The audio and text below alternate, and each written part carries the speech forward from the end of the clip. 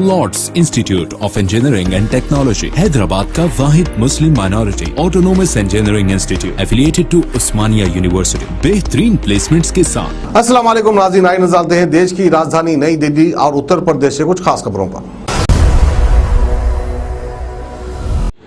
दिल्ली सरकार ने राजधानी में 1 सितंबर से 9वीं से 12वीं कक्षा तक के बच्चों के लिए स्कूल्स को खोलने का फैसला किया है। साथ ही कॉलेज और कोचिंग संस्थानों को भी खोलने की परमिशन दे दी गई है। दिल्ली आपदा प्रबंधन प्राधिकरण यानी DDMA की शुक्रवार को आयोजित मीटिंग में चरणबद्ध तरीके से स्कूल खोलने का फैसला लिया गया है। पहले चरण के अनुभवों के आधार पर ही दूसरी क्लासेस के लिए स्कूल खोलने का फैसला किया जाएगा। हालांकि स्कूल्स में ऑनलाइन पढ़ाई भी जारी रहेगी।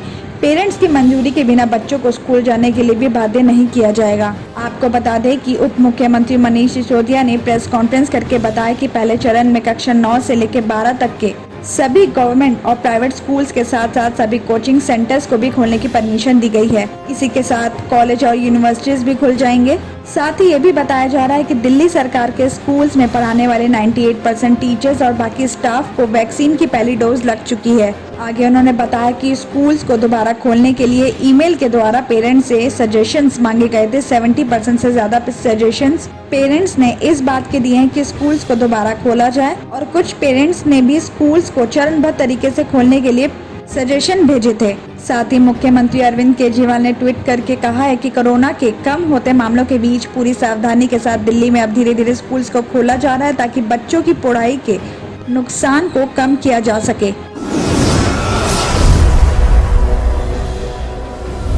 पॉपुलर सिंगर यो यो हनी सिंह ने शनिवार यानी आज दिल्ली हाई कोर्ट में सुनवाई के दौरान निजी तौर पर उपस्थित हो पाने में असमर्थता जताते हुए आज के लिए रियायत मांगी थी। उनके वकील ने अदालत को बताया कि उनकी तबीयत ठीक नहीं है, जिसके चलते वो अदालत में पेश नहीं हो सकते हैं। वकील ने ये भी आश्वासन दिया है कि अगली सुनवाई में वो कोर्ट जरूर हाजिर होंगे। तो वहीं उनकी इस दलील पर अदालत ने सख्त रवैया अपनाते हुए कहा कि अदालत से ऊपर कोई नहीं है और उन्हें अपनी मेडिकल रिपोर्ट और ITR अदालत में जमा करानी होगी। दरअसल हनी सिंह की पत्नी ने उनके खिलाफ घरेलू हिंसा का आरोप लगाते हुए केस दर्ज करवाया है। जी हां, आपको बता दें कि शालिनी तलवार ने हनी सिंह पर कई गंभीर आरोप लगाए हैं। उन्होंने हनी सिंह पर शारीरिक हिंसा, यौन हिंसा, मानसिक उत्पीड़न और आर्थिक हिंसा का आरोप लगाया है। और हनी सिंह के साथ साथ शालिनी ने उनके माता पिता और बहन पर भी गंभीर आरोप लगाए हैं। साथ ही ये भी बताया जा रहा है कि हनी सिंह के खिलाफ कोर्ट ने एक नोटिस भी जारी किया है और उन्हें 28 अगस्त से पहले इस पर रिप्लाई करने के लिए भी कहा था।